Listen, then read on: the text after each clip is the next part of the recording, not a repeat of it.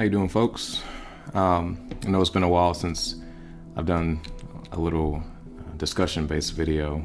I think the last one I did was a book review, and one before that was maybe another book review, and the one before that was, I think I was talking about giving tips on buying Chinese instruments online, which since then I still haven't found too many new websites. So when possible, go in person to buy your instrument, because people will jack the price up because they know that you probably don't know what you're buying. But I wanted to make a video in regards to a student organization that I'm part of at the school where I went to college, where I got my bachelor's from, University of Wisconsin-Madison. The organization is called the Asian Musical Instruments Community.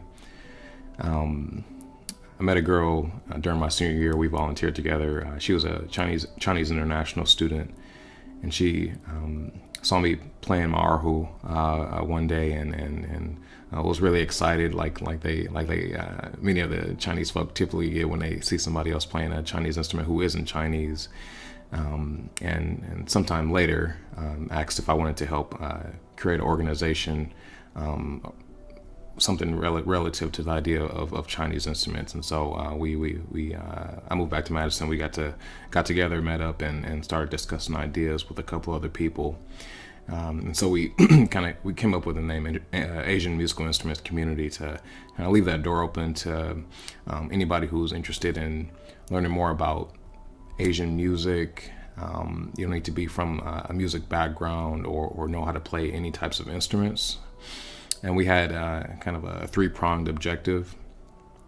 One was to create a space for musical dialogue, music from a global perspective.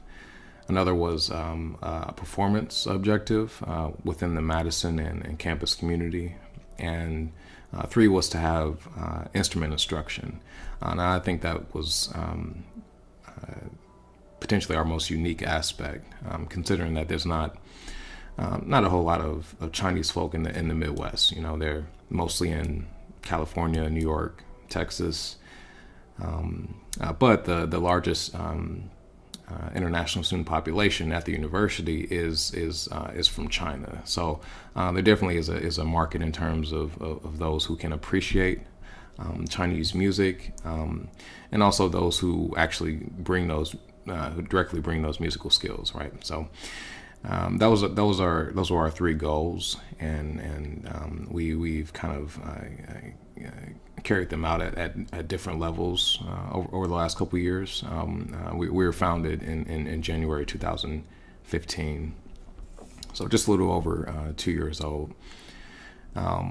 As far as our performance objective, we've been pretty well received by the Madison and campus community. Again, not a lot of Chinese folk, but there is a market. There's a market for it. We've got a kind of an annual staple performance at the spring gala for the largest Chinese student organization on campus, the Chinese Students and Scholars Association. We've also had smaller performances as well, such as at a local museum. We were going to do a performance, kind of a community engagement opportunity at a hostel that didn't end up working out. But we've tried to be a little bit more intentional about having collaborations with different performers and things like that. And there isn't a prerequisite to know how to play an instrument to be a part of AMIC, though that can certainly help. And we always welcome different types of instruments, even though our staple is in Chinese instruments. Most of our membership body, even at the current time, is composed of Chinese international students. So a number of them have played Chinese instruments. We have people who play the pipa, that's a Chinese lute. I've made some videos of that. Ones who play the gucheng, that's a Chinese harp-like instrument. You play it sitting down. The erhu, that's a two-string violin. I've had some videos of that as well. So the more the merrier. And at first we called ourselves a mini band. didn't know what to call ourselves. But as we kind of amassed more members who did play instruments, it made sense to call it something else. So we do have an AMIC ensemble, which does have weekly rehearsals when we do have an upcoming performance. As far as that instruction table component, we did have that for our first 2 semesters. We just had members or people who just wanted to stop by and get really basic lessons on how to play some of the instruments. We had that for Erhu and Guchang. Get to hold it, feel it, see what the posture is supposed to be like. And that's something that I was really happy about, and kind of sad that we that was discontinued because we kind of lacked the capacity. Even though now I think we might be able to reinstate that if there's a desire to. But that's something that pulled a lot of people in, both Chinese and non-Chinese, especially non-Chinese. But it's been at times a challenge to maintain the non-Chinese membership as well. But kind of in my role as the staff advisor, kind of put that upon my shoulders to kind of help be that bridge between the domestic and international students, which anybody can be.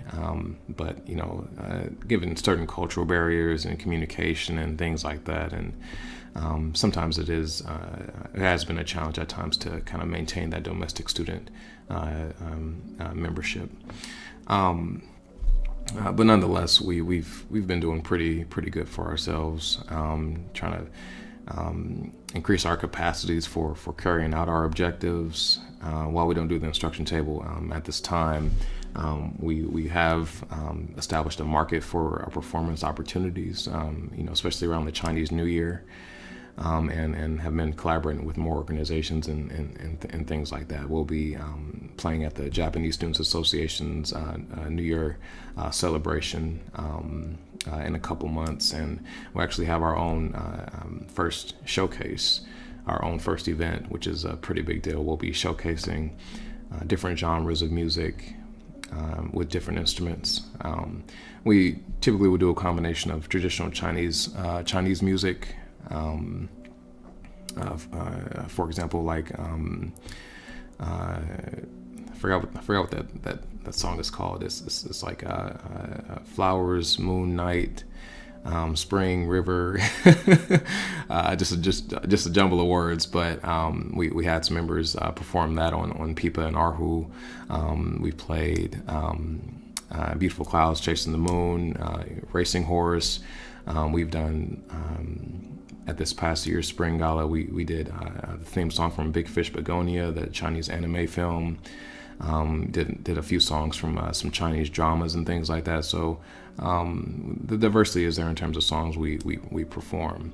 But we want to kind of keep on expanding on that, and when possible, kind of incorporating different instruments. So we do have members who use Western instruments as well, like the piano and violin. Will be the two most common. We had somebody initially who was playing percussion, electronic drums, and things like that. So we're down to experiment. We even used to have a newsletter, which I kind of thought that would be a pretty cool idea to have to give to membership and kind of be a piece of publication towards the public.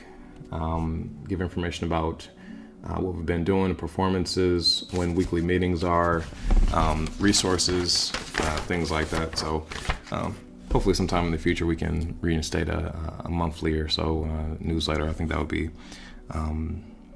pretty cool. As far as my personal experience being the staff advisor, it's been pretty amazing. Really accelerated my learning of Chinese instruments, kind of put me in different cultural contexts. I did a lot of Chinese food.